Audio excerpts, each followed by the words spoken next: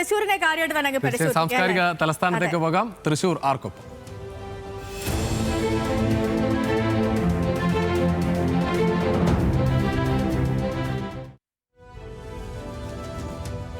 ലക്ഷ്മി, ഏറ്റവും പ്രധാനപ്പെട്ട കാര്യം, നമ്മൾ ഈ തെക്കൻ കേരളത്തിൽ നിന്ന് വന്ന് മധ്യ കേരളത്തിലേക്ക് എത്തി. അത് തൃശ്ശൂർ വളരെ പ്രധാനപ്പെട്ട ഒരു സ്ഥലത്തേക്ക് എത്തുമ്പോൾ ഏറ്റവും ശ്രദ്ധേയമാകുന്ന കാര്യം, ഒരുപക്ഷെ ത്രികോണ പോരാട്ടം എന്നൊക്കെ ഏറ്റവും കൃത്യമായി നമ്മൾ പറയാൻ പറ്റുന്ന ഒരു സ്ഥലം അത് തൃശ്ശൂർ മണ്ഡലം തന്നെയാണ്. ആ തരത്തിലേക്ക് പോകുന്നുണ്ട്. എന്തായാലും സമയം 5:15 നമുക്ക് വളരെ വേഗം തന്നെ ഒരുപാട് മണ്ഡലങ്ങളുള്ള സ്ഥലമാണ്, 13 മണ്ഡലങ്ങളുള്ള സ്ഥലമാണ്.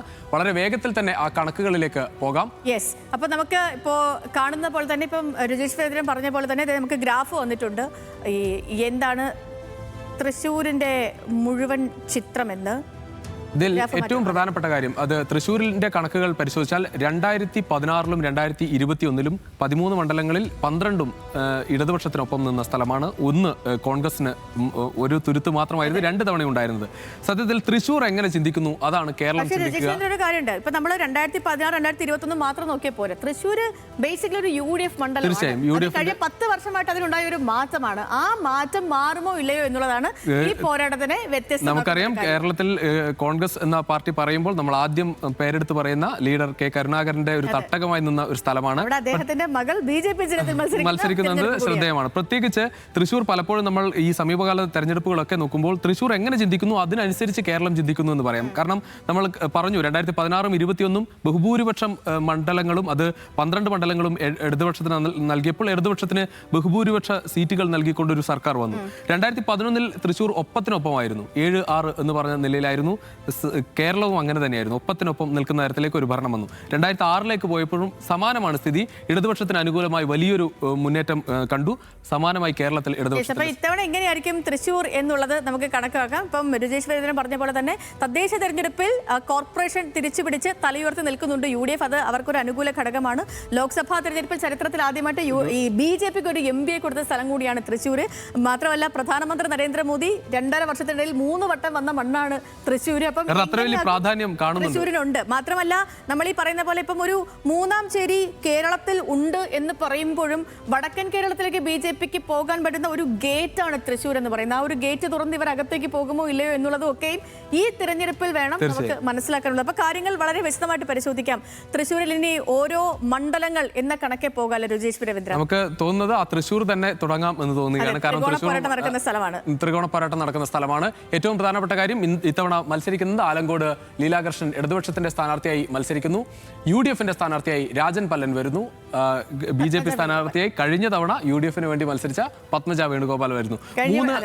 3 പേരും മത്സരിക്കുന്നു എന്നത് മാത്രമല്ല, നമുക്ക് ആ വോട്ട് കണക്ക് കൂടി കാണുമ്പോൾ അറിയാം എത്രമാത്രം ആവേശമാണ് ഈ മത്സരത്തിന് എന്ന് പറയും. കാരണം 900 വോട്ടിന് മാത്രം 46 വോട്ടിന് മാത്രം ജയിച്ച ഒരു മണ്ഡലമാണ്, CPI ജയിച്ച ഒരു സ്ഥലമാണ്. ഏറ്റവും പ്രധാനപ്പെട്ട കാര്യം, പലപ്പോഴും നമ്മൾ ഈ ത്രികോണ പോരാട്ടം നടക്കുന്ന സ്ഥലങ്ങളിൽ, അത് തിരുവനന്തപുരത്തുള്ള പല മണ്ഡലങ്ങളും, വട്ടിയൂർക്കാവായാലും നേമമായാലും നമ്മൾ കഴക്കൂട്ടമായാലും ഇതൊക്കെ എടുക്കുമ്പോൾ സംഭവിക്കുന്ന ഒരു കാര്യം, 2 പേർ തമ്മിൽ ഇഞ്ചോടിഞ്ച് പോരാട്ടം നടക്കും. 3ാമത്തെ ആൾ വല്ലാതെ പിന്നോട്ട് പോകും എന്നതാണ് നമ്മൾ കണ്ടിട്ടുള്ളത്. പക്ഷെ തൃശ്ശൂരിന്റെ ഒരു പ്രത്യേകത, 3 പേരും തമ്മിലുള്ള വോട്ട് വ്യത്യാസം അത്രയും വലിയൊരു വോട്ട് വ്യത്യാസമല്ല. കഴിഞ്ഞ തവണ സുരേഷ് ഗോപി പരാജയപ്പെട്ടപ്പോൾ പോലും 1ാം സ്ഥാനത്തുള്ള ബാലചന്ദ്രനുമായി സുരേഷ് ഗോപിക്കുള്ള വോട്ട് വ്യത്യാസം 4000 വോട്ട് പോലുമില്ല.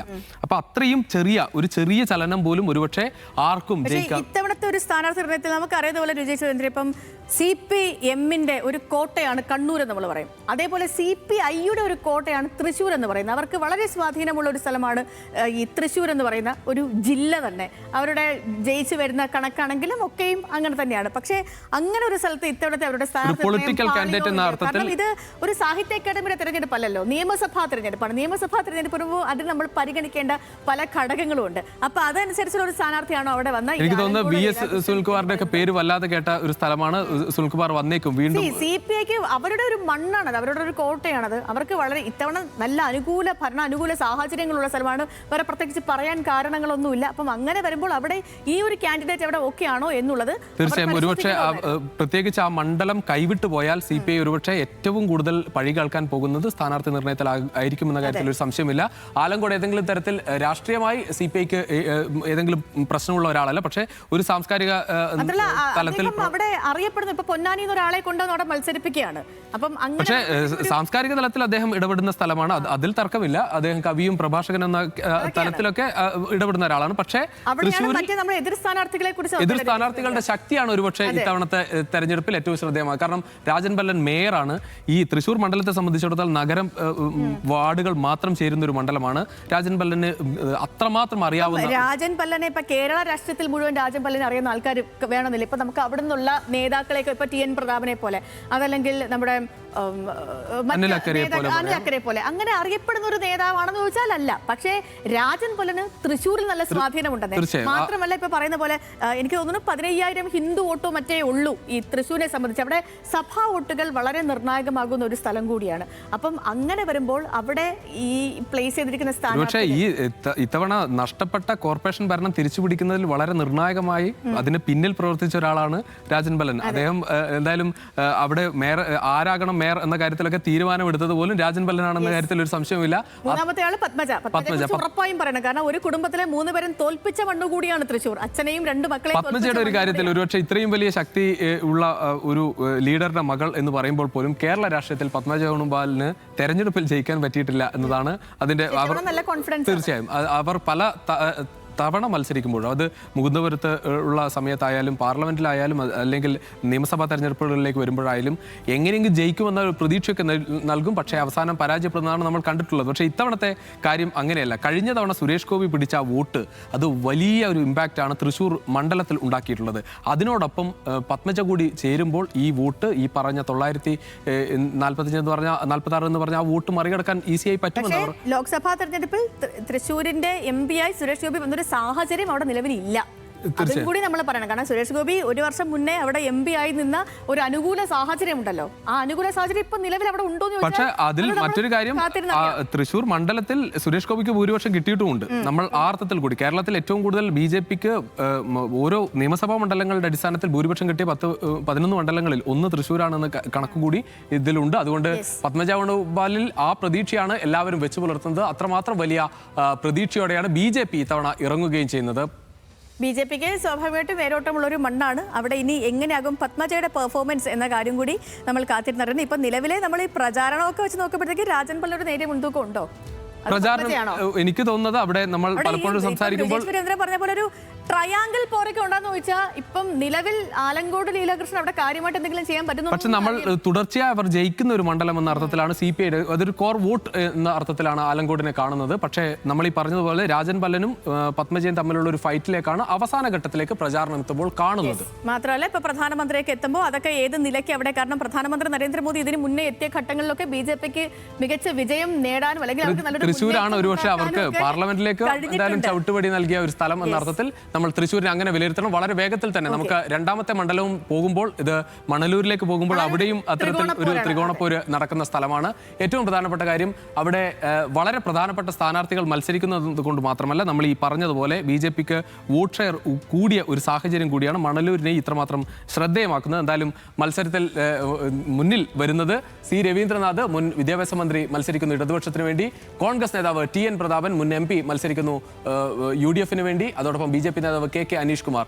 അനീഷ് കുമാറിന്റെ പേര് ഈ 2 പേരുകളോടൊപ്പം നമുക്ക് പലപ്പോഴും കേരള രാഷ്ട്രീയത്തിൽ വച്ച് പുലർത്തുന്നില്ല എങ്കിൽ കൂടി അനീഷ് കുമാറിനെ എഴുതിത്തള്ളാൻ പറ്റുന്ന ഒരാളല്ല എന്നത് ആ തൃശ്ശൂർ മണ്ഡലം BJPക്ക് നേടിക്കൊടുത്ത ഒരു നേതാവ്. ഗോപിക്ക് വോട്ട് കൊടുത്തതിൽ വളരെ നിർണായക പങ്ക് അദ്ദേഹം വഹിച്ചിട്ടുണ്ട്. തീർച്ചയായും അദ്ദേഹം മാത്രമല്ല ആർക്കും അയിത്തമില്ലാത്തൊരു നേതാവാണ്.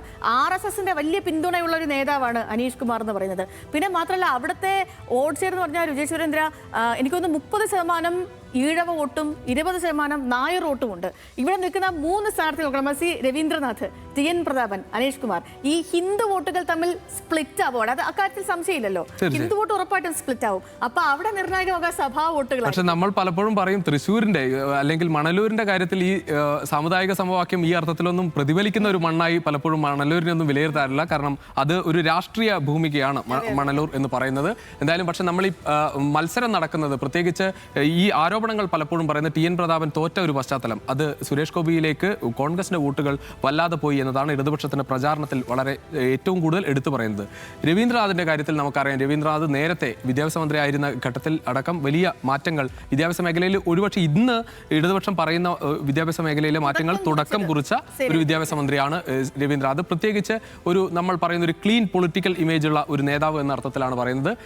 നമുക്കറിയാം ടി എൻ പ്രതാപന്റെ കാര്യത്തിൽ അദ്ദേഹം മത്സരിക്കുമ്പോഴൊക്കെ ഈ തരത്തിൽ നിയമസഭയിൽ അദ്ദേഹം ജയിച്ച് കയറുന്നതാണ് നമ്മൾ കണ്ടിട്ടുള്ളത്. അങ്ങനെ പരാജയം അറിഞ്ഞിട്ടില്ല. പക്ഷേ പിന്നെ മാത്രമല്ല, ഇപ്പം കഴിഞ്ഞ വട്ടം 2024 ആണെങ്കിൽ അദ്ദേഹത്തിന് വേണ്ടി അദ്ദേഹം ചുവരെഴുത്ത് നടത്തി. പിന്നീട് ആ ചുവരെഴുത്ത് മാറ്റി. പിന്നീട് അവിടെ മുരളീധരൻ മത്സരിക്കാൻ വരുന്നു. അപ്പോഴേ കൊടുത്തൊരു ഉറപ്പായിരുന്നു നിയമസഭയിലേക്ക് ഒരു സീറ്റ്. അപ്പം ആ സീറ്റിൽ കഠിന പരിശ്രമം അവിടെ നടത്തുന്നുണ്ട്. പിന്നീട് രജീഷ് വേന്ദ്ര, ഇപ്പം ടി എൻ പ്രതാപൻ, ഇപ്പം നമ്മൾ ഈ പട്ടിക കാണുമ്പോൾ തന്നെ മണലൂരിന്റെ ഒരു പട്ടിക കാണുമ്പോഴത്തേക്ക് 3 നല്ല ക്ലീൻ ഇമേജ് ഉള്ള നേതാക്കളാണ്. ഇപ്പം ആർക്കും കുറ്റം പറയില്ല. ഇപ്പം സി രവീന്ദ്രനാഥിനെ കുറിച്ച് കുറ്റം പ്രത്യേകിച്ച് പറയാനൊന്നുമില്ല. പക്ഷേ അവിടുത്തുകാർക്ക് അദ്ദേഹത്തെ എത്രത്തോളം അറിയാം, ഇപ്പം വിദ്യാഭ്യാസ മന്ത്രി എന്നുള്ള നിലയ്ക്കറിയാം, അല്ലാതെ ഒരു നേതാവ് എന്നുള്ള രീതിയിൽ എത്ര കണ്ടിട്ട് അറിയാം എന്നുള്ളതാണ്. ടി എൻ പ്രതാപന് പക്ഷേ ടി എൻ പ്രതാപൻ എല്ലായിടത്തും ഉണ്ട്. ഇപ്പം നാട്ടുകാരൊക്കെ അവിടുത്തുകാരെ പേരെടുത്ത് വിളിക്കാൻ ടി എൻ പ്രതാപനെ കൊണ്ട് കഴിയും. അതേപോലെ തന്നെ അദ്ദേഹം ഈ നോമ്പെടുക്കുന്നയാളാണ്, സക്കാത്ത് കൊടുക്കുന്നയാളാണ്, ഈ സഭകളുമായിട്ട് വളരെ അടുത്ത ബന്ധമുള്ള ആളാണ്. അപ്പം അതൊക്കെ കൊണ്ട് ടി എൻ പ്രതാപന് ഒരു അനുകൂല ഘടകം അവിടെ ഉണ്ട്, ഇല്ലെന്ന് പറയാൻ പറ്റില്ല. തീർച്ചയായും. പക്ഷേ നമുക്ക് ഏറ്റവും പ്രധാനപ്പെട്ട കാര്യം, കെ മുരളീധരൻ പരാജയപ്പെടാൻ ആ വിഷയം അവിടെ നിലനിൽക്കുന്നുണ്ട്, ഉൾപാർട്ടി പ്രശ്നം നിലനിൽക്കുന്നുണ്ട്. കാരണം പരാജയപ്പെടാൻ എന്ത് കാരണം ഉണ്ടായി എന്നത് ഒരു പ്രധാനപ്പെട്ട വിഷയം. ആ തരത്തിലൊരു ചർച്ചയുണ്ട്. പക്ഷേ മണലൂരിന്റെ കാര്യത്തിൽ അത് ഇഞ്ചോടിഞ്ച് പോരാട്ടം തന്നെയാണ്. നമ്മൾ മണലൂർ കഴിഞ്ഞതിന് ശേഷം നമ്മൾ എന്തായാലും കെ അനീഷ് കുമാർ ഒരു കാര്യം കൂടി പറഞ്ഞു രജീഷ്, കാരണം കഴിഞ്ഞ മുൻ MLA ഈ സാധാരണ എല്ലാ മണ്ഡലങ്ങളിലും കിഫ്ബി വഴിയൊക്കെയുള്ള ധാരാളം വികസനങ്ങളൊക്കെ വന്നിട്ടുണ്ട്. പക്ഷേ മണലൂരിന്റെ കാര്യത്തിൽ ആ വികസനങ്ങൾ വേണ്ടത്ര എത്തിയോ ഇല്ലയോ എന്ന രീതിയിൽ രണ്ടഭിപ്രായം ഇവിടെ ഉണ്ട് ആ കാര്യത്തിൽ. പക്ഷേ ഇവിടെ ഭൂരിപക്ഷവും കൂടി നമ്മൾ നോക്കണം. മുരളി പെരുന്നെല്ലി നല്ല ഭൂരിപക്ഷത്തിൽ ജയിച്ച ഒരു മണ്ഡലമാണ്. ആ അർത്ഥത്തിൽ കൂടി നമ്മൾ പലപ്പോഴും പറയും ഈ കോട്ട കൊത്തളങ്ങൾ അതുപോലെ സംരക്ഷിക്കപ്പെടുമോ എന്നത് കൂടി അറിയേണ്ടതുണ്ട്. എന്തായാലും ഇടതുപക്ഷത്തിന് ഒരു കോട്ടയായി വിലയിരുത്തപ്പെടുന്നു. BJP നമുക്ക് ഒട്ടും തള്ളിക്കളയാൻ പറ്റില്ല. കാരണം അദ്ദേഹത്തിന്റെ റോഡ് ഷോയിലടക്കം, പ്രധാനമന്ത്രി നരേന്ദ്രമോദിയുടെ റോഡ് ഷോയിലടക്കം അനീഷ് കുമാറിനെയും ഒപ്പം ഉൾപ്പെടുത്തിക്കൊണ്ടായിരുന്നു. മാത്രമല്ല എനിക്ക് തോന്നുന്നു രജീഷ് വേന്ദ്ര ഒരു 9,000 ഓട്ടോ മറ്റോ ഈ മണലൂരിൽ നിന്ന് മാത്രം വന്നിട്ടുണ്ട്. അതോടൊപ്പം മണലൂരിൽ ഭൂരിപക്ഷം കിട്ടിയ സ്ഥലം കൂടിയാണ്, അതായത് BJPക്ക് ഭൂരിപക്ഷം കിട്ടിയ സ്ഥലം കൂടിയാണ്. എന്തായാലും മണലൂരിലെ കാര്യങ്ങളെന്ന് പറയാം പോരാട്ടം. തീർച്ചയായും അത് കെ അനീഷ് കുമാർ അത്രമാത്രം വോട്ട് പിടിക്കും എന്നത്, അത് നേരത്തെ കിട്ടിയ ആ ഭൂരിപക്ഷം നിലനിർത്തുമെന്നതൊക്കെ നമ്മൾ കണ്ടറിയേണ്ടതാണ്. എന്തായാലും ആ അർത്ഥത്തിൽ വലിയ 11 മണ്ഡലങ്ങൾ BJP പിടിച്ചുകൊണ്ടിരിക്കുന്ന, അവർ പ്രതീക്ഷ പുലർത്തുന്ന മണ്ഡലങ്ങളിൽ ഒന്നായി നിൽക്കുന്ന മണ്ഡലമാണ്. വീണ്ടും ഒരു ത്രികോണ പോരാട്ടം നടക്കുന്ന നാട്ടികയിലേക്ക് ഒരു എന്താ കുറെ നീക്കങ്ങൾ, നാടകീയതകളൊക്കെ നിറഞ്ഞു. ഒരുപക്ഷെ ഇവിടെയും നമ്മൾ ഇപ്പോൾ പറഞ്ഞതുപോലെയാണ്, ഈ CC മുകുന്ദൻ BJP സ്ഥാനാർത്ഥിയായി വരുന്നതോടെയാണ് നാട്ടിക ഒരുപക്ഷെ ത്രികോണ മത്സരത്തിലേക്ക് വരുന്നത്. ഗീതാ ഗോപി നേരത്തെ എന്തുകൊണ്ട് CC മുകുന്ദൻ പോയി എന്ന് ചോദിച്ചാൽ അത് ഗീതാ ഗോപി വന്നതുകൊണ്ടാണ് പോയി എന്ന് പറയാം. അഡ്വക്കേറ്റ് സുനിൽ ലാലൂർ അവിടെ കോൺഗ്രസിന് വളരെ സജീവമായി പ്രവർത്തിക്കുന്ന നേതാവാണ്. അങ്ങനെ 3 സ്ഥാനാർത്ഥികൾ, വളരെ ശക്തരായ സ്ഥാനാർത്ഥികൾ വരുന്നു. ഏറ്റവും പ്രധാനപ്പെട്ട കാര്യം, സാധാരണഗതിയിൽ നാട്ടിക പോലെ ഒരു മണ്ഡലം BJPക്ക് എന്തെങ്കിലും സാധ്യത ഉണ്ടായിരുന്ന ഒരു മണ്ഡലമല്ല. ഈ തെരഞ്ഞെടുപ്പിൽ പോലും ഒരുപക്ഷെ സ്ഥാനാർത്ഥി നിർണയത്തിലേക്കൊക്കെ വരുമ്പോൾ BJP ഏതെങ്കിലും തരത്തിൽ സാധ്യത കൽപ്പിച്ചിരുന്ന ഒരു സ്ഥലമായി നാട്ടിക ആ അർത്ഥത്തിൽ വിലയിരുത്തപ്പെട്ടിരുന്നില്ല. പക്ഷേ അവിടെ CC മുകുന്ദൻ കൂടി BJPയുടെ ആ വോട്ട് വളർന്നുകൊണ്ടിരിക്കുന്ന BJPയുടെ ഒരു പെർഫെക്റ്റ് ക്യാച്ച് ആയിരുന്നു. ഒരു തർക്കവുമില്ല. ഒരുപക്ഷെ CC മുകുന്ദൻ ആദ്യഘട്ടത്തിൽ UDFന്റെ സ്ഥാനാർത്ഥിയാകുമെന്ന് നമ്മൾ പ്രതീക്ഷിച്ചിരുന്ന കാര്യമാണ്. അവിടെ പ്രാദേശിക എതിർപ്പുകൾ അദ്ദേഹം ചർച്ചകൾ തുടങ്ങിയിരുന്നു. ആ അർത്ഥത്തിൽ അവിടെ ഡൽഹിയിൽ പോയി കേസിയെ നേരിട്ട് കണ്ടു, എല്ലാം നടന്നു. പക്ഷേ ഏറ്റവും അവസാനം നമ്മൾ ഈ പറഞ്ഞതുപോലെ CC മുകുന്ദനും മറ്റ് നിവൃത്തിയില്ലാത്ത അവസ്ഥയിൽ അദ്ദേഹം BJPയിലേക്ക് പോകുന്നതാണ് കണ്ടത്. എന്തായാലും CC മുകുന്ദൻ എന്തായാലും ഗീതാ ഗോപിക്ക് എതിരെ വലിയൊരു പോരാട്ടം നടത്തും എന്ന് തന്നെയാണ് എല്ലാവരും പ്രതീക്ഷിക്കുന്നത്. പക്ഷേ ഏത് തരത്തിൽ ഈ മണ്ഡലം മാറി നിൽക്കും എന്നത് നമ്മൾ കണ്ടറിയേണ്ടത്. ആ ഭൂരിപക്ഷമൊക്കെ നമുക്കറിയാം, നല്ല ഭൂരിപക്ഷത്തിൽ തന്നെ ഭൂരിപക്ഷത്തിൽ ജയിക്കുന്ന ഒരു മണ്ഡലമാണ്. ഇഞ്ചോടിഞ്ച് പോരാട്ടം എന്തായാലും നാട്ടികയിൽ നമ്മൾ പ്രതീക്ഷിക്കുന്നുമുണ്ട്. യെസ്. അപ്പോൾ നാട്ടികയിലെ കാര്യം പ്രവചനാതീതമായത് ഈ പറഞ്ഞ പോലെ CC മുകുന്ദൻ അവിടെ BJP സ്ഥാനാർത്ഥിയുടെ വന്നതുകൊണ്ടാണ്. ഇനിയിപ്പോൾ നമ്മൾ നേരെ പോകുന്ന പുതുക്കാട്ടേക്ക്. പുതുക്കാട് 4ാമത്തെ മണ്ഡലമാണ് തൃശ്ശൂർ ജില്ലയെ സംബന്ധിച്ചിടത്തോളം. അപ്പം പുതുക്കാട്ടെ വിശേഷങ്ങൾ നോക്കിയാൽ പുതുക്കാട് നിയമസഭാ മണ്ഡലത്തിൽ KK രാമചന്ദ്രൻ CPIM-ന് വേണ്ടി മത്സരിക്കുന്നു. ഒപ്പം KM Baburaj Congress, A നാഗേഷാണ് BJP സ്ഥാനാർത്ഥി. ഇവിടെയും നമ്മൾ പുതുക്കാട് പലപ്പോഴും നമ്മൾ കഴിഞ്ഞ കാലങ്ങളിലൊക്കെ പറഞ്ഞത് രവീന്ദ്രനാഥ് മാഷ് അവിടെ വിജയിച്ചു മന്ത്രിയായ ഒരു മണ്ഡലമാണ്. അതിനുശേഷമാണ് ഇപ്പോൾ മണലൂരിലേക്ക് വരുന്നത്. ഇവിടെ കെ രാമേന്ദ്രൻ കഴിഞ്ഞ തവണ ജയിച്ച ആ ഭൂരിപക്ഷം തന്നെ നമുക്കറിയാം 27,353 എന്ന വലിയ ഭൂരിപക്ഷത്തിൽ ജയിച്ച സ്ഥലമാണ്. നമ്മൾ നേരത്തെ പറഞ്ഞതുപോലെ കോട്ടകൾ കാത്തു സൂക്ഷിക്കാൻ പറ്റുമോ? ഈ ഒരു തരംഗത്തിന് ഏതെങ്കിലും തരത്തിൽ ഒരു UDF തരംഗം ഉണ്ടായാൽ സംരക്ഷിച്ച് നിർത്തും എന്ന് ഇടതുപക്ഷം പ്രതീക്ഷിക്കുന്ന മണ്ഡലങ്ങളിൽ ഒന്ന് തന്നെയാണ്. അവർ വലിയ പ്രതീക്ഷ പുലർത്തുന്നു. പക്ഷേ നമ്മൾ ഇവിടെയും സ്ഥാനാർത്ഥികൾ എതിരെ വരുന്നത് ഇപ്പോൾ UDF വലിയ പ്രതീക്ഷ പുലർത്തുന്നുണ്ട്. KM ബാബുരാജ് ആ നാട്ടിൽ തന്നെയുള്ള വളരെ പ്രാധാന്യമുള്ള തരത്തിൽ കോൺഗ്രസ് കാണുന്ന ഒരു നേതാവാണ്. അവിടെ നാഗേഷ് വരുന്നു എന്നതാണ് ഒരുപക്ഷെ ഈ മത്സരത്തെ ശ്രദ്ധേയമാക്കുന്നത്. കാരണം നാഗേഷ് നമുക്കറിയാം കഴിഞ്ഞ കാലങ്ങളിലെല്ലാം തന്നെ തുടർച്ചയായി ഇവിടെ മത്സരിക്കുന്ന ഒരാളാണ്. അദ്ദേഹം വോട്ട് ഉയർത്തുന്ന ഒരു നേതാവാണ്. നേരത്തെ BJPയുടെ ജില്ലാ അധ്യക്ഷനായി പ്രവർത്തിച്ച ആളാണ് നാഗേഷിന്. അവിടെ വലിയ തരത്തിൽ തന്നെ വോട്ട് മാറ്റാൻ അദ്ദേഹത്തിന് സാധിച്ചിട്ടുണ്ട്. 2011 മത്സരിക്കുന്ന സാഹചര്യത്തിൽ നിന്ന് ശോഭാ സുരേന്ദ്രനേക്കാളും വോട്ട് പിടിച്ച ആളാണ്. ശോഭാ സുരേന്ദ്രൻ 2011 മത്സരിക്കുന്ന ഒരു സാഹചര്യത്തിൽ നിന്ന് ഈ പുതുക്കാട് മണ്ഡലത്തിന് വലിയ മാറ്റം ഇപ്പോൾ ഉണ്ടാക്കിയിട്ടുണ്ട്. കഴിഞ്ഞ 2 തവണയും നാഗേഷ് തന്നെയായിരുന്നു അവിടെ സ്ഥാനാർത്ഥി ഉണ്ടായിരുന്നത്. വലിയ രീതിയിൽ പുതിയ രാഷ്ട്രീയ സാഹചര്യം, BJP പാർലമെന്റ് സീറ്റ് പിടിച്ച സാഹചര്യം, ഇതൊക്കെ കൂടി കണക്ക് കൂട്ടി BJP വലിയ പ്രതീക്ഷ അവിടെ വയ്ക്കുന്നുണ്ട്. ലോക്സഭാ തെരഞ്ഞെടുപ്പിലും BJPക്ക് മുന്നിലെത്താൻ കഴിഞ്ഞു എന്നുള്ളത് BJPയെ സംബന്ധിച്ച് നേട്ടമാണ്. അത് നമ്മൾ ബാബുരാജിന്റെ കാര്യവും അത് തന്നെയാണ് പറയുന്നത്. വലിയ പ്രതീക്ഷയോടെ തന്നെ UDF ഇറക്കുകയാണ്. പ്രത്യേകിച്ച് UDFന് അവരുടെ കോട്ടയായി അവർ ഒരു കാലത്ത് വിലയിരുത്തപ്പെട്ട ഒരു സ്ഥലമാണ്. നമ്മൾ ഈ പറയുന്ന പോലെ VD സതീശൻ പറയുന്ന പോലെ 100 എന്ന നമ്പറിലേക്കൊക്കെ എത്തണമെങ്കിൽ എന്തായാലും കോൺഗ്രസിന് വിജയിച്ച് വരേണ്ട അവർ പ്രതീക്ഷിക്കുന്ന ഒരു മണ്ഡലമാണ് ഇവിടെ ഉള്ളത്. എന്തായാലും നമുക്ക് അടുത്ത ഗുരുവായൂരിലേക്ക് അതിവേഗം പോകാം. ഗുരുവായൂരിലെ കണക്കുകൾ വിലയിരുത്തുമ്പോൾ നമുക്കറിയാം ഗുരുവായൂർ ആദ്യം ഘട്ടത്തിൽ ആ ഗുരുവായൂർ മണ്ഡലം കേരളമാകാൻ ചർച്ച ചെയ്ത ഒരു വിവാദത്തിലൂടെയാണ്. BJP സ്ഥാനാർത്ഥിയായ അഡ്വക്കേറ്റ് B ഗോപാലകൃഷ്ണൻ തുടക്കമിട്ട ഒരു വിവാദമാണ്. എന്തായാലും വർഷങ്ങളായി B ഗോപാലകൃഷ്ണൻ പറഞ്ഞതുപോലെ CH റഷീദാണ് ലീഗിന് വേണ്ടി അവിടെ മത്സരിക്കുന്നത്. NK അക്ബർ ഇപ്പോഴത്തെ MLA അവിടെ മത്സരിക്കുന്നു. നമുക്കറിയാം അത് പലപ്പോഴും ഇടതുപക്ഷം വലിയ അവരുടെ അവർക്കറിയാം അവർ എല്ലാ കാലത്തും പൊന്നാനിയും ഗുരുവായൂരും പറഞ്ഞുകൊണ്ടിരിക്കുന്നത്. പൊന്നാനിയിൽ എല്ലാ കാലത്തും ഇടതുപക്ഷം ജയിക്കുന്നു, ഗുരുവായൂരിൽ ജയിക്കുന്നു. അത് മതത്തിനപ്പുറത്തേക്ക് മാനവികതയ്ക്ക് വേണ്ടി വോട്ട് ചെയ്യുന്നുവെന്ന് എല്ലാ കാലത്തും പ്രസംഗിക്കുന്ന ഇടതുപക്ഷ നേതാക്കൾ പ്രസംഗിക്കുന്ന ഒരു മണ്ഡലമായി ഗുരുവായൂരിനെ അവർ എല്ലാ കാലത്തും ഹിന്ദു MLA വേണം എന്ന തരത്തിൽ ഒരു വിവാദം വന്നു. എന്തായാലും ഇവിടെയും നമ്മൾ പറയുന്നത് ലീഗ് ഒരുപാട് കാലം കുത്തക പോലെ കൊണ്ടു നടന്ന ഒരു മണ്ഡലം അത് പിന്നീട് CPIM പിടിച്ചെടുക്കുന്നതാണ് കഴിഞ്ഞ കുറച്ച് നാളുകളായി നമ്മൾ കാണുന്നത്. അവിടെ എന്തായാലും ഇത്തവണയും NK അക്ബർ ഇറങ്ങുന്നു. ലീഗ് എന്തായാലും ഇത്തവണ ആ സീറ്റ് കോൺഗ്രസിന് വേണമെന്നും ആ തരത്തിൽ ഏറ്റെടുക്കണമെന്നൊക്കെ വലിയ ചർച്ചകളൊക്കെ ഉണ്ടായിരുന്നു. പക്ഷെ അതിലൊന്നും ലീഗ് എന്തായാലും വഴങ്ങിക്കൊടുത്തില്ല. ലീഗ് ഇത്തവണ വലിയ പ്രതീക്ഷയോടെ തന്നെയാണ് ആ മണ്ഡലത്തെ കാണുന്നത്. വലിയ പോരാട്ടം ഉണ്ടാകുന്നു. B ഗോപാലകൃഷ്ണന്റെ കാര്യത്തിൽ മണ്ഡലത്തിൽ ഇതുവരെ വലിയ വോട്ട് ഷെയർ ഒന്നും BJP ഉണ്ടാക്കിയ ഒരു സ്ഥലമല്ല എങ്കിൽ കൂടി B ഗോപാലകൃഷ്ണൻ വരുമ്പോൾ അതിൽ വലിയ മാറ്റം ഉണ്ടാകുന്നുണ്ട് എങ്കിൽ ഇതിൽ ആര് ജയിക്കും എന്ന കാര്യത്തിൽ തീരുമാനിക്കപ്പെടുന്നത് ഒരുപക്ഷെ B ഗോപാലകൃഷ്ണൻ പിടിക്കുന്ന വോട്ടായിരിക്കും എന്ന കാര്യത്തിൽ ഒരു സംശയവുമില്ല. 2016 നമ്മൾ ഈ പറഞ്ഞതുപോലെ നിവേദിത 25,000-ലധികം വോട്ട് നേടിയ ഒരു മണ്ഡലമാണ്. കഴിഞ്ഞ തെരഞ്ഞെടുപ്പിൽ പക്ഷേ BJP ഒരു പ്രശ്നം കാണിച്ചത് ഇത്രയും വലിയ വോട്ട് ഉയർത്തിയ ഒരു മണ്ഡലം അവരുടെ ഒരു ഘടകകക്ഷി ആർക്കും അറിയാത്ത തരത്തിലൊരു പാർട്ടിയായിരുന്നു DSJP എന്ന് പറഞ്ഞ പാർട്ടിക്ക് അവർ ആ സീറ്റ് കൊടുത്തു. അത് പിന്നീട് 6,000-ലേക്ക് താഴ്ന്നു. അവിടെയും ഒരു ഡീൽ ആരോപണമൊക്കെ ഉയർത്തുന്നത് അതിന്റെ പശ്ചാത്തലത്തിൽ കൂടിയാണ്. എന്തായാലും അതിനുശേഷം വീണ്ടും BJP ആ സീറ്റ് ഏറ്റെടുക്കുകയാണ്. എന്തായാലും മുതിർന്ന ഒരു നേതാവിനെ മത്സരിപ്പിക്കുന്നു. ആ മത്സരം ഏത് രീതിയിലെന്നത് കാത്തിരുന്ന് കാണേണ്ടതാണ്.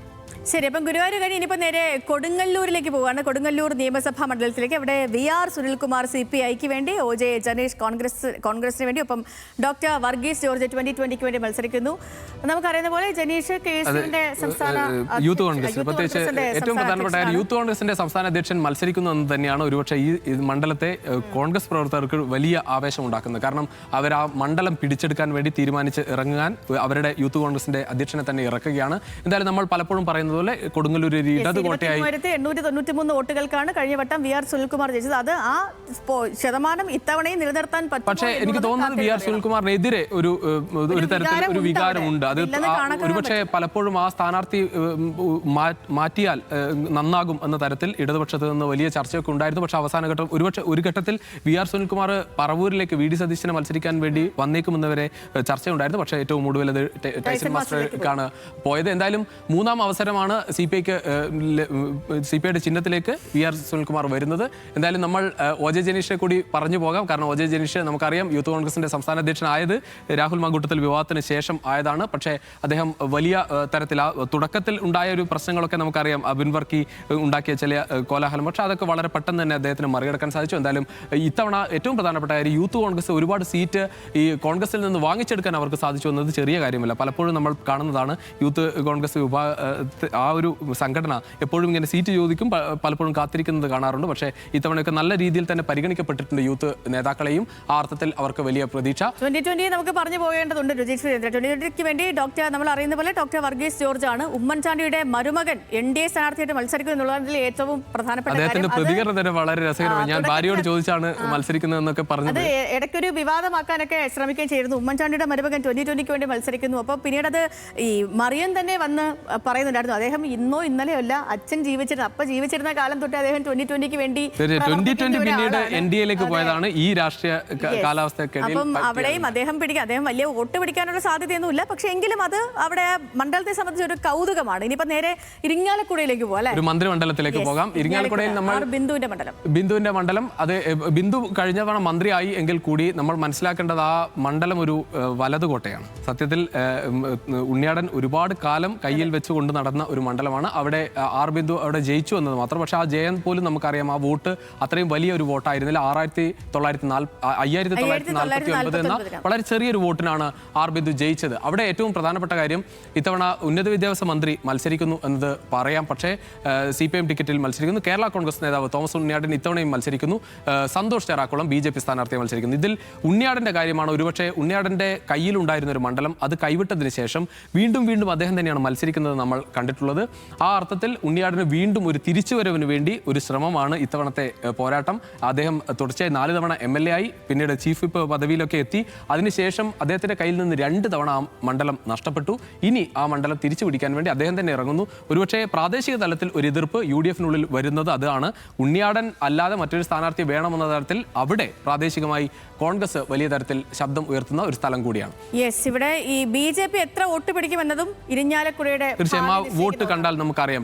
പക്ഷേ ഈ അദ്ദേഹത്തെ നമ്മൾ ഏറ്റവും പ്രധാനപ്പെട്ട കാര്യം സന്തോഷ് ചേറാക്കുളത്തെയും എഴുതി തള്ളാൻ പറ്റുന്ന ഒരു ആളല്ല. കാരണം അദ്ദേഹം മത്സരിക്കുന്ന സ്ഥലങ്ങളിൽ വോട്ട് ഉയർത്തുന്നത് നമ്മൾ കണ്ടിട്ടുണ്ട്. അത് നേരത്തെ അദ്ദേഹം ഈ മണ്ഡലം കഴിഞ്ഞ തെരഞ്ഞെടുപ്പിൽ ജേക്കബ് തോമസിന് വേണ്ടി മാറ്റി കൊടുക്കേണ്ട ഒരു ഘട്ടം വന്നപ്പോൾ അദ്ദേഹം മാറിക്കൊടുത്ത ഒരാളാണ്. അതിനു മുൻപ് ഇവിടെ മത്സരിച്ചപ്പോഴൊക്കെ അദ്ദേഹം വോട്ട് ഉയർത്തിയ ആളാണ്. കഴിഞ്ഞ തെരഞ്ഞെടുപ്പിലും അദ്ദേഹം നല്ല രീതിയിൽ വോട്ട് പിടിച്ച നേതാവാണ്. ആ അർത്ഥത്തിൽ സന്തോഷിനെയും എഴുതി തള്ളാൻ പറ്റില്ല. സന്തോഷ് മന്ത്രിയായിരുന്ന ബിന്ദു അല്ല, ഇപ്പോ MLA ആയിരുന്ന ബിന്ദു അല്ല, മന്ത്രിയായ ബിന്ദുവാണ്. അപ്പൊ ആ ഒരു വിലയിരുത്തൽ നിശ്ചയമായിട്ടും തീർച്ചയായും മന്ത്രി എന്ന തലത്തിലുള്ള അവരുടെ പെർഫോമൻസ് വിലയിരുത്തപ്പെടുന്ന ഒരു തെരഞ്ഞെടുപ്പാകുന്ന കാര്യത്തിൽ ഒരു തർക്കവുമില്ല. ശരി, അപ്പം നമുക്കിനി അടുത്ത മണ്ഡലത്തിലേക്ക് പോകാം. ഇത്തവണ ഈ മന്ത്രിക്ക് നേരത്തെ പോലത്തെ വോട്ടൊക്കെ പിടിക്കാൻ പറ്റുമോ ഇല്ലയോ എന്നുള്ളതാണ് ഇരിഞ്ഞാലക്കുടയെ വ്യത്യസ്തമായ അല്ലെങ്കിൽ കുറച്ച് ചർച്ചകളിൽ കൊണ്ടുവരുന്ന ഒരു കാര്യം. പക്ഷെ അവിടെ ഒരു ത്രികോണ പോരാട്ടമൊന്നുമില്ല. എനിക്ക് തോന്നുന്നത് ബിന്ദുവും തോമസ് ഉണ്ണിയാടനും തമ്മിൽ തന്നെയാണ് മത്സരം. സന്തോഷ് എത്രത്തോളം വോട്ട് പിടിക്കും അത് മാത്രമേ ഉള്ളൂ ശ്രദ്ധേയം. ഇനിയിപ്പോ നേരെ ചാലക്കുടിയിലേക്ക് പോയാൽ UDF-ന്റെ ഒരേ ഒരു തുരുത്താണ് തൃശ്ശൂരിനെ സംബന്ധിച്ചിടത്തോളം ചാലക്കുടി നിയമസഭാ മണ്ഡലത്തിൽ TJ സനീഷ് കുമാർ ജോസഫ്, പിന്നെ ബിജു എസ് ചിറയത്ത്, അഡ്വക്കേറ്റ് ചാർലി പോൾ 2020ക്ക് വേണ്ടി മത്സരിക്കുന്നു. വിജയം TJ സനീഷ് കുമാർ ജോസഫിനായിരുന്നു. അതും 1057 വോട്ടിന്റെ മാത്രം ഭൂരിപക്ഷം. കഴിഞ്ഞ തവണ ഒരു ഇടത് തരംഗത്തിനിടയിൽ ആ തുരുത്ത് കിട്ടിയത് വളരെ ചെറിയൊരു വോട്ടിനാണ്. അതിന് തൊട്ടു മുൻപ് ചാലക്കുടി ഇടതുപക്ഷത്തിനൊപ്പം നിന്നപ്പോൾ വടക്കാഞ്ചേരിയായിരുന്നു ഉണ്ടായിരുന്നത് UDF-ന്. അവിടെ ഏറ്റവും പ്രധാനപ്പെട്ട കാര്യം, കഴിഞ്ഞ ഒരു സാധാരണഗതിയിൽ കോൺഗ്രസിനുള്ളതാണ്, അവരുടെ മണ്ഡലത്തിൽ അവരുടെ ജില്ലയിലുള്ള ഒരു MLA-ക്ക് അവർക്കൊരു പ്രാധാന്യമുണ്ട്. ആ അർത്ഥത്തിൽ സനീഷ് കുമാർ ജോസഫ് വളരെ ഉയർന്ന തലത്തിൽ തന്നെ പ്രവർത്തിച്ചിട്ടുണ്ട്. അവർക്ക് അവിടെ ആ മണ്ഡലത്തിൽ വളരെ ഇടപെടുന്ന തരത്തിലുള്ള ഒരു നേതാവാണ്. നമുക്കറിയാം BD ദേവസി കുറെ കാലമായി ഒപ്പം മണ്ഡലമാണ്. അത് തിരിച്ചു പിടിക്കുക എന്നത് ഒരുപക്ഷെ ഇടതുപക്ഷത്തിനും വലിയ അഭിമാന പോരാട്ടമാണ്. നമുക്കറിയാം ആ മണ്ഡലത്തിന്റെ ഒരു സ്വഭാവം പലപ്പോഴും ഈ പറഞ്ഞതുപോലെ സാമുദായിക സമവാക്യം വളരെ നിർണായകമാകുന്ന സ്ഥലമാണ്. അതോടൊപ്പം തന്നെ ഇടതുപക്ഷത്തിനും വലതുപക്ഷത്തിനും ഒരുപോലെ സ്വാധീനമുള്ള പ്രദേശമാണ് എങ്കിൽ കൂടി UDF പലപ്പോഴും അവരുടെ ശക്തി കേന്ദ്രമായി കാണുന്ന ഒരു സ്ഥലം തന്നെയാണ്. എന്തായാലും ആ മേഖലയിലേക്ക്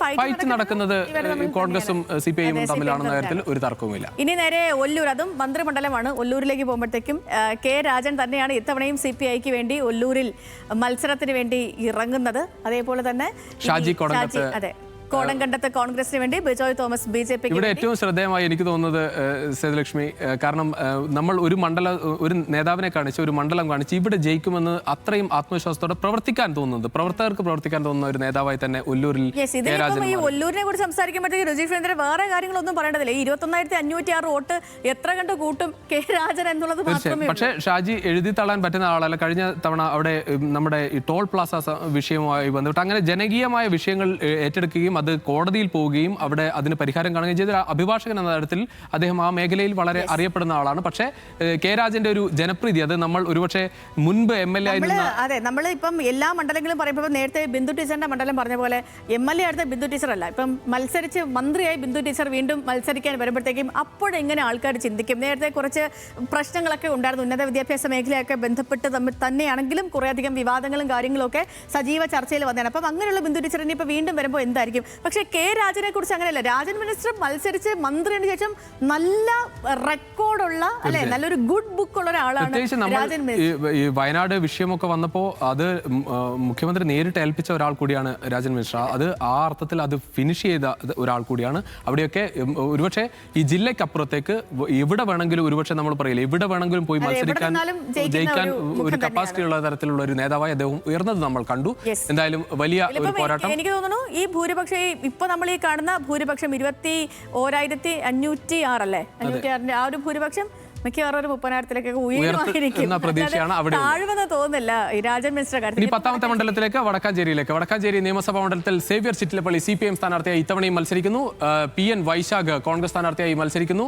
advocate TS Ullas Babu BJP സ്ഥാനാർത്ഥിയായി മത്സരിക്കുന്നു. ഇവിടെയും നമ്മൾ പറയുന്നത് പോലെ നേരത്തെ വടക്കാഞ്ചേരിയിൽ CPM-ന് വലിയ സ്വാധീനമുള്ള സ്ഥലമാണ്. CPM-ന്റെ ഒരു യുവ നേതാവായി ഉയർന്നു വന്ന ഒരാളാണ് സേവ്യർ ചിറ്റിലപ്പള്ളി. അദ്ദേഹം കഴിഞ്ഞ തവണ അനിലക്കരയെ തോൽപ്പിച്ചത് 15,168 എന്ന വലിയ ഭൂരിപക്ഷത്തിലാണ്. ഇത്തവണയും ആ മേഖലയിലൊക്കെ ഉടനീളം വലിയ വികസന പ്രവർത്തനങ്ങളൊക്കെ ഉണ്ടായ ഒരു സ്ഥലമാണ്. പ്രത്യേകിച്ച് സേവ്യർ ഒരു കുറ്റവും ആ അർത്ഥത്തിൽ പറയാൻ പറ്റാത്ത തരത്തിൽ നിറഞ്ഞു നിൽക്കുന്ന ഒരു സാന്നിധ്യം കൂടിയാണ്.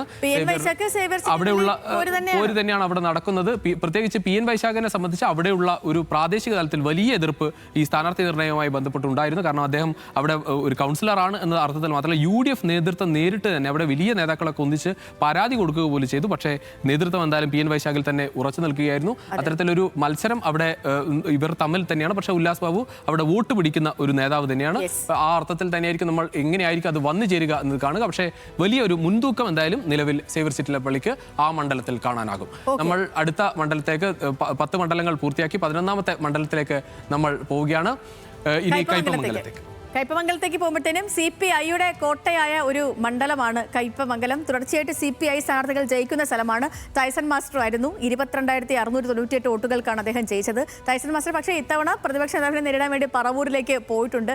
ആ പോയ അനുഭവം ഇപ്പം ടൈസൺ മാസ്റ്റർ നമ്മുടെ ഹലോ മലയാളത്തിൽ ഒരു ദിവസം വന്നായിരുന്നു ഗസ്റ്റായിട്ട്. അപ്പം ഞാൻ ടൈസൺ മാസ്റ്ററോട് ചോദിച്ചായിരുന്നു, ഈ കയ്പമംഗലം എന്ന് പറഞ്ഞാൽ സ്ഥിരമായിട്ട് ജയിച്ചു വരുന്ന ഒരു സ്ഥലമാണ്. അപ്പം അവിടുത്തെ ഒരു മുഖമാണ് ടൈസൺ മാസ്റ്റർ. അപ്പം അവിടെ വിട്ടിട്ട് പറവൂരിലേക്ക് പോകേണ്ട ആവശ്യമുണ്ടായിരുന്നു. അത് ഒരു റോങ് തീരുമാനമായിരുന്നു പാർട്ടിയുടെ. ചോദിച്ചപ്പം ടൈസൺ മാസ്റ്റർ പറഞ്ഞ അല്ല, അങ്ങനെയല്ല, പ്രതിപക്ഷ നേതാവിനെ നേരിടാൻ CPI-ക്ക് കരുത്തുണ്ട്, അവിടെ പോയി നേരിടാൻ എന്നെ ഏൽപ്പിച്ചത് അത്രയും വലിയൊരു നിയോഗമായിട്ട് ഞാൻ കാണുന്നതെന്നാണ് പറഞ്ഞത്. പാർട്ടിക്കൊപ്പം ആർത്ഥത്തിൽ നിൽക്കുന്ന ഒരു നേതാവാണ് ടൈസൺ മാസ്റ്റർ. എന്തായാലും CPI-യുടെ മുൻ ജില്ലാ സെക്രട്ടറി കൂടിയായിട്ടുള്ള KK വത്സരാജിലേക്കാണ് അദ്ദേഹം മത്സരിക്കുന്നത്. എന്തായാലും വത്സരാജ് വലിയ അഡ്വാൻറ്റേജ് ആ മണ്ഡലത്തിൽ ഉണ്ട്. അദ്ദേഹം പൊതുവെ ആ രീതിയിൽ തൃശ്ശൂരിൽ മുൻപ് അവിടെ പ്രവർത്തിക്കുന്ന സമയത്തൊക്കെ അദ്ദേഹവുമായി സംസാരിക്കുമ്പോൾ നമുക്കറിയാം വളരെ നല്ല രീതിയിൽ ഇടപെടുന്ന ഒരു നേതാവ് കൂടിയാണ്. TM നാസർ നേരിടുന്നു കോൺഗ്രസ് സ്ഥാനാർത്ഥിയായി. BD ജയസനാണ് മണ്ഡലത്തിൽ NDA സീറ്റ് നൽകിയിരിക്കുന്നത്.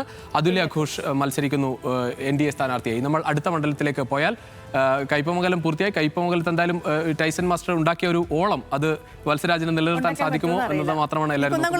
കുന്നംകുളത്തേക്ക് നേരത്തെ ഒരു മന്ത്രിയായി നിന്നിരുന്ന AC മൊയ്തീൻ വീണ്ടും മത്സരിക്കുന്നു. എന്തായാലും ഒരു ഇളവ് നൽകിക്കൊണ്ട് CPI മത്സരിപ്പിക്കാൻ തീരുമാനിച്ചത് ഇത്തവണത്തെ